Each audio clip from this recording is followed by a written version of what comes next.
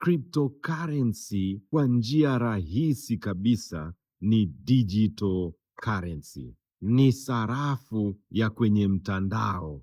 Ni pesa ambayo huwezi ishika mkononi na inaendeshwa kwa teknolojia ya blockchain. Hii sarafu ya mtandaoni unaweza ukainunua, ukaihifadhi na kuiuza ili upate ongezeko la thamani, na kuna wallet maalum za kuishikilia hiyo cryptocurrency.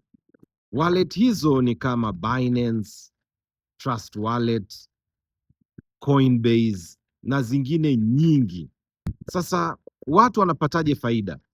Watu wanapata faida kwa sababu kulingana na cryptocurrency ilivyoandikwa kwenye ile white paper yake na namna wanavyoiendesha, inaweza kukupa thamani ya juu.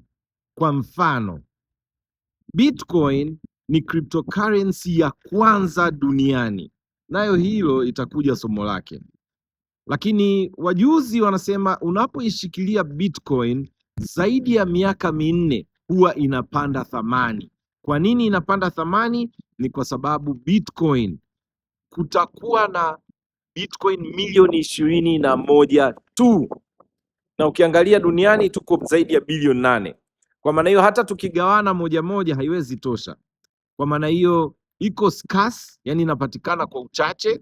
Nadhani unafahamu demand and supply ina affect price, kwamba demand ya ile coin inavyoongezeka, supply yake ikawa limited au scarce, price ya kile kitu kinapanda. Hiyo ndio sababu inayofanya Bitcoin ipande thamani.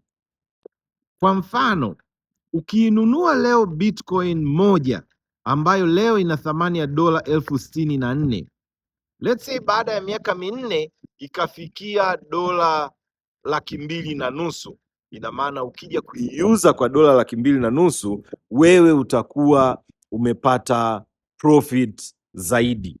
Mimi kama Mtanzania wa kawaida siwezi kuwa na dola 64,000, ila nilikuwa na shilingi 32,500 ya Kitanzania, nikajiunga kwenye opportunity ambayo imeletwa na kampuni inaitwa DH Media, na niliponunua ile package yao nikaweza kutengeneza kipato zaidi, na malipo yake yanakuja kwa Bitcoin. Kwa kama uko interested, njoo inbox au comment hapo SL ili niweze kukupa details zaidi.